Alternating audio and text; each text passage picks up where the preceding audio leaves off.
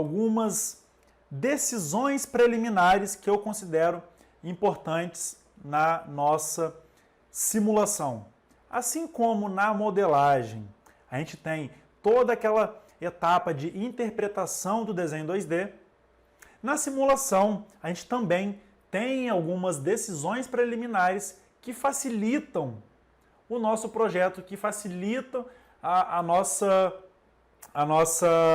nosso entendimento do problema, né? Faz a gente refletir um pouco, né, sobre como que se comporta o modelo em si.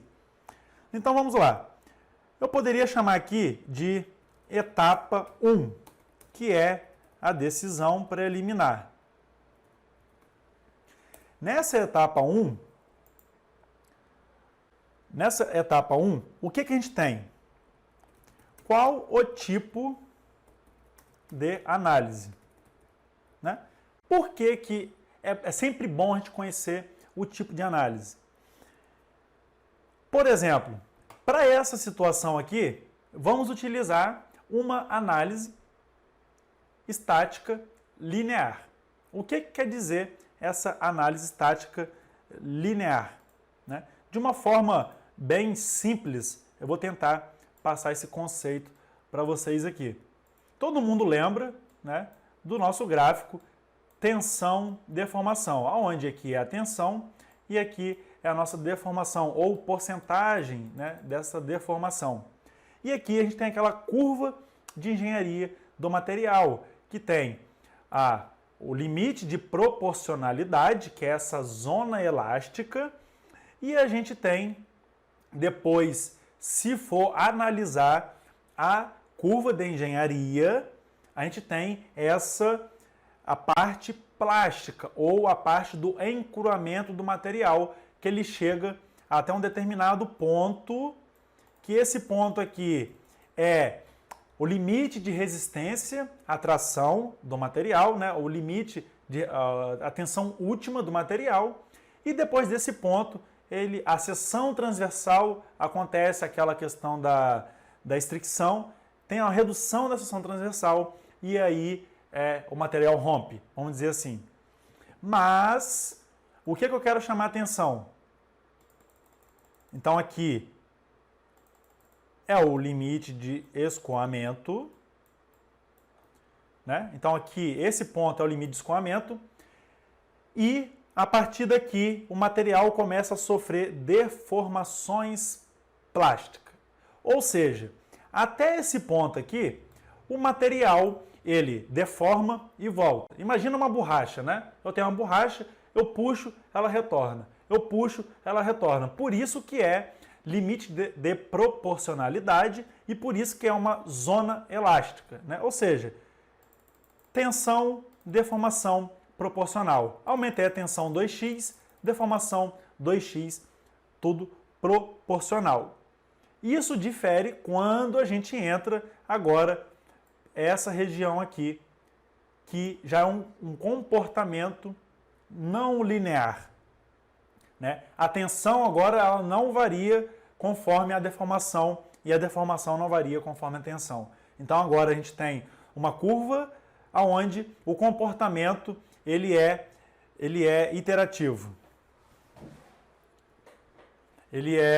Então esse comportamento ele é de uma forma iterativa, né? Então você tem um processo numérico para você conseguir, na sua análise, na sua simulação, você conseguir representar esse comportamento.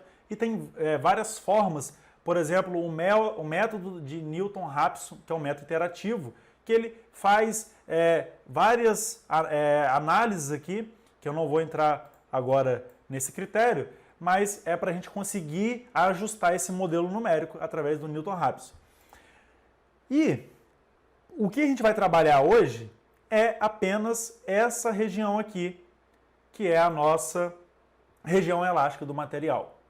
Ou seja, como que a gente faz para criar essa primeira, como que pode dizer, interpretação do resultado no nosso modelo, né? Então, se eu tenho um limite de escoamento, vamos supor que o limite de escoamento do aço Vamos supor não, é mais ou menos isso. Do aço 1020, que é um aço carbono de 0,18 ou 0,2% de carbono, o limite de escoamento dele é mais ou menos aí 220 megapascal, né? Então, a gente vai trabalhar o nosso modelo aplicando uma força e o campo de tensão, a nossa análise vai ser direta, né? Ou seja, o que é uma análise direta? A gente vai avaliar com essas condições de contorno, com essa força aplicada, qual é o campo de tensão do nosso modelo, onde está o concentrador de tensão. O campo de tensão está, vamos supor, 200 megapascal. Ou seja, teoricamente, não estou analisando fadiga, né? Poderia ser uma tensão que ela poderia ser, de uma certa forma, perigosa para a análise de fadiga? Poderia, porque a gente está trabalhando com um fator de segurança quase 1. Né? Fator de segurança quase 1. E dependendo da estrutura que a gente está trabalhando, isso pode ser ou não perigoso. Então tá, deu 200 megapascal para uma análise direta, a nossa simulação está ok. Por quê? Vamos supor que 200 megapascal, vou fazer em preto, ele está aqui, né? Então, eu tenho uma certa tensão, eu tenho uma certa deformação, e isso não atingiu o limite de escoamento do material. Ou seja, o que eu estou falando? Com aquela condição de contorno, a minha peça não sofreu deformação plástica, né?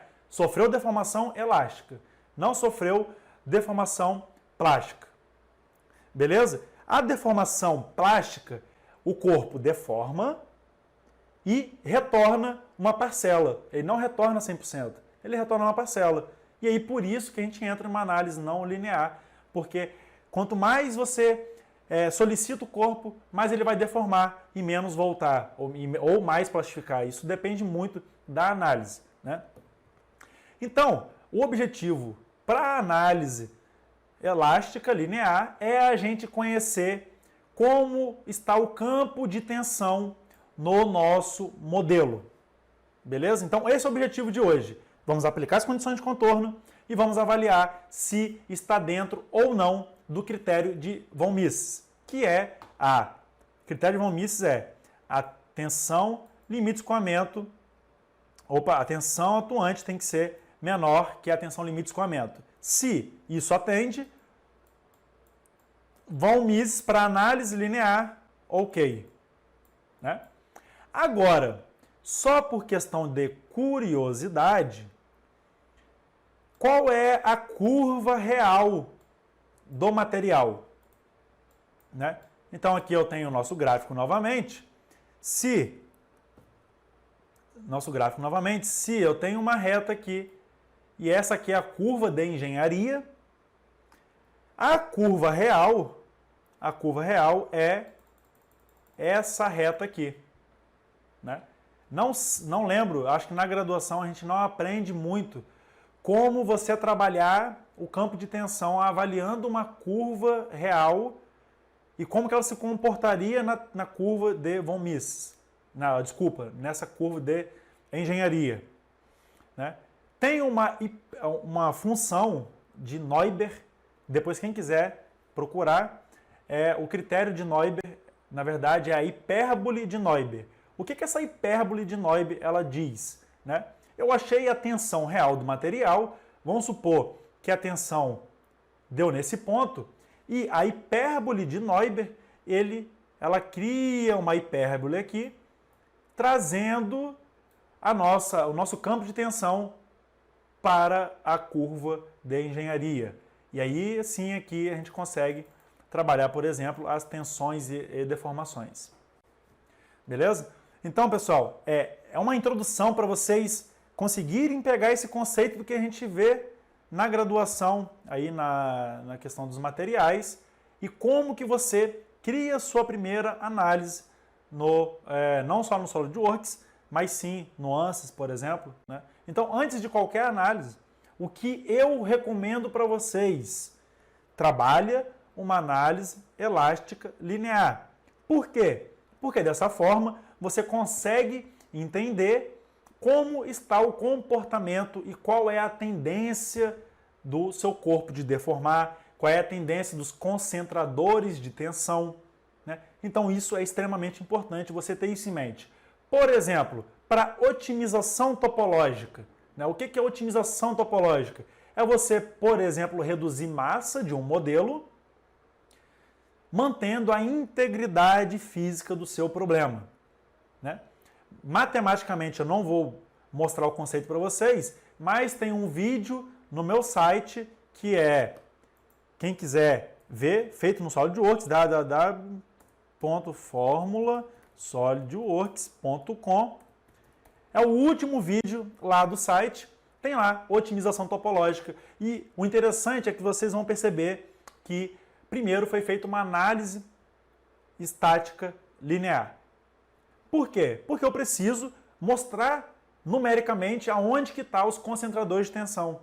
Uma vez que eu mostrei aonde estão os concentradores de tensão, agora ele vai fazer um processo iterativo para conseguir manter a integridade física do nosso problema e reduzir a massa. Antigamente, isso era mais complicado, mas hoje em dia, por exemplo, com a manufatura aditiva, com a impressão 3D e com os processos de fabricações avançados que a gente tem hoje, isso cada vez mais está ficando presente aí no dia a dia de projeto, né, presente no dia a dia de fabricação. Certo? Então, entrem lá, né, quem quiser assistir a otimização topológica, eu mostro do zero também como você criar, por exemplo, com um critério de redução de massa 30%. Beleza, pessoal?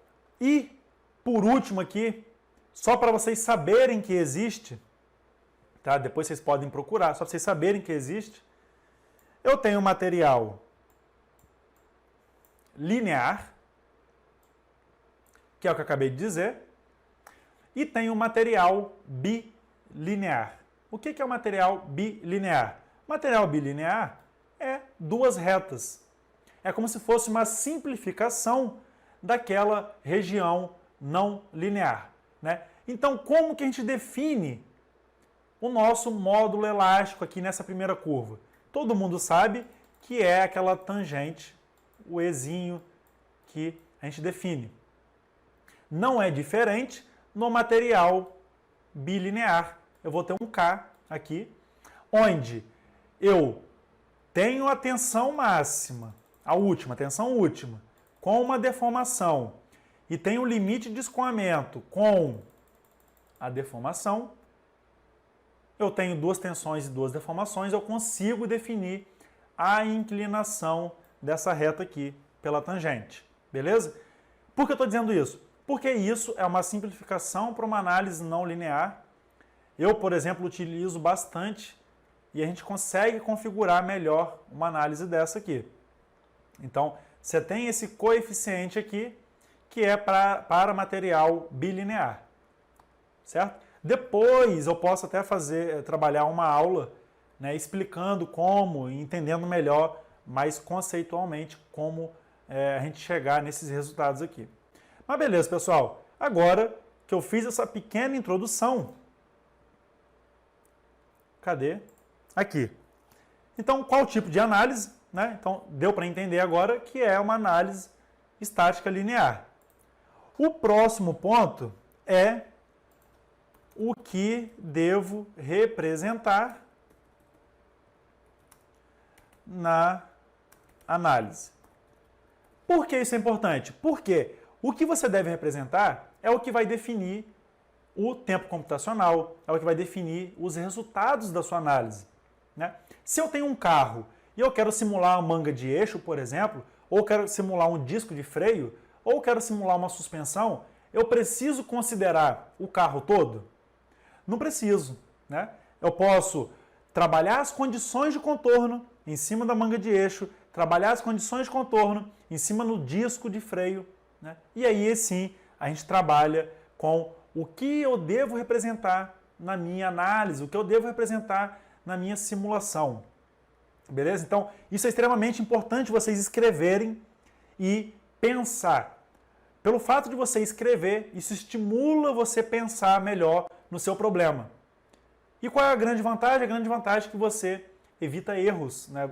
De uma certa forma, lá, igual na modelagem, que a gente consegue interpretar o desenho e visualizar melhor o problema macro, aqui também, dessa forma, a gente consegue direcionar melhor os nossos resultados, a nossa análise, né? Dessa forma aqui. Então, qual tipo de análise e o que eu devo representar na minha análise. E por último, nessa etapa 1, quais são os carregamentos, fixações e materiais, né? Ou seja, condições de contorno. Então, também é extremamente importante, antes de você iniciar. Você pegou um problema, né? Eu tenho um problema. Primeiro, o que eu tenho? Qual é a real situação? Nem sempre a real situação é a situação que você vai simular, né? Como o próprio nome diz, simulação, né? São aproximações numéricas. Então, a gente tende a criar um modelo para aproximar da melhor forma daquela situação real. Por isso o nome simulação. Então aqui, quais carregamentos, fixações e materiais. Etapa 2 é análise do pré-processamento. Então, imagina, decisão preliminar é isso tudo que eu falei agora. Etapa 2 é o nosso pré-processamento. Então aqui, geometria, que é o CAD 3D. Eu preciso ter a nossa geometria, né? Para trabalhar essa simulação, eu preciso ter a nossa geometria. Depois, propriedades do material. Você não consegue rodar uma simulação sem definir as propriedades do material. Você precisa, aquela curva que eu mostrei antes para vocês, precisa definir limite de escoamento, Poisson, precisa definir a tensão última. A gente precisa trabalhar essas propriedades para a gente conseguir avaliar o comportamento do corpo. Se vai deformar mais, se vai deformar menos, né? Como vai estar os concentradores de tensão, se vai falhar, se não vai falhar. Então aqui a gente define as propriedades do material e lembrando, uma boa simulação depende desses inputs aqui.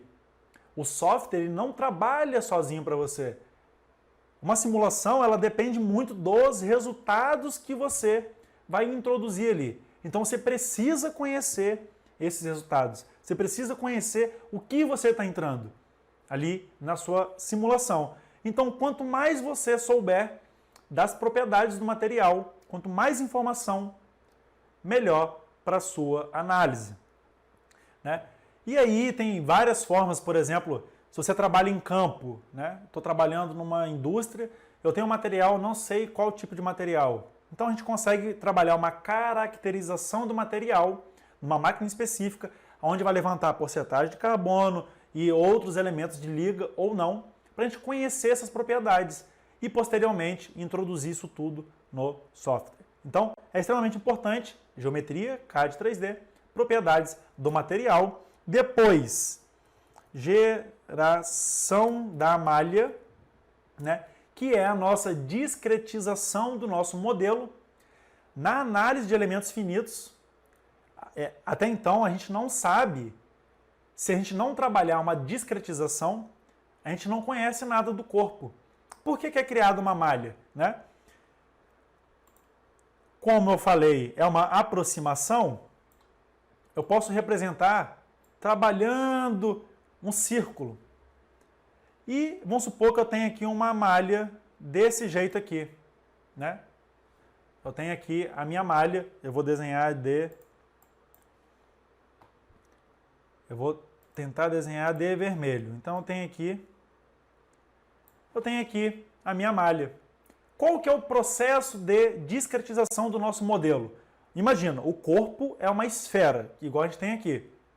Eu tenho a primeira malha, agora eu vou trabalhar a minha malha conforme o meu modelo para ganhar uma certa precisão e para eu conhecer melhor cada parte do modelo. Ou seja, ele subdivide o seu modelo em várias partes, né? Então aqui eu tenho um círculo. Vamos supor que agora eu fiz todo o processo de malha e eu retrabalhei. Então, ó, ele vai criando vários pedacinhos aqui, né, que melhor representa esse círculo aqui. Uma dica aqui é quem quer estudar nesse começo elementos finitos, uma linguagem muito simples, uma linguagem bem didática, é do professor Avelino, né? Acho que todo mundo conhece ele. Ele tem um livro muito bom, A Base da Tecnologia CAI, explica os tipos de elementos, explica as equações de rigidez, a matriz global, né? Então ali você consegue ter uma visão melhor dos problemas. Então tá, geração da malha, para que a gente cria a malha? Para a gente conseguir transformar o corpo em vários tamanhos conhecidos agora, né? Então, eu trabalhei a malha, agora eu conheço cada pedacinho daquele corpo e aí sim eu consigo trabalhar o campo de tensão, trabalhar o campo de deformação e prosseguir com a minha análise. Então, no pré-processamento que a gente faz isso aí, que é a etapa antes de executar. E depois da geração da malha, entra os apoios, carregamentos e materiais. Não, na verdade, material é antes, né? É só apoio e carregamentos, que são as condições de contorno. Se tiver contato, etc, né? Então, isso tudo é criado no pré-processamento. Por que pré-processamento? Porque a etapa 3 é o processamento. O que acontece no processamento? O processamento, literalmente, o software trabalha para você. Ele que vai trabalhar todos os cálculos para você. Uma vez que você entrou com os inputs, que é os carregamentos, que é o tipo de malha, né, as condições de contorno, uma vez que você mostrou para o software o que você quer, através de milhares de equações matemáticas, em um tempo curto ou não, depende da sua análise, ele vai trabalhar essa etapa 3 aqui, que é quando você coloca o software para rodar e ele executa a sua análise. Depois entra a etapa 4, que é a etapa do pós-processamento. O pós-processamento é análise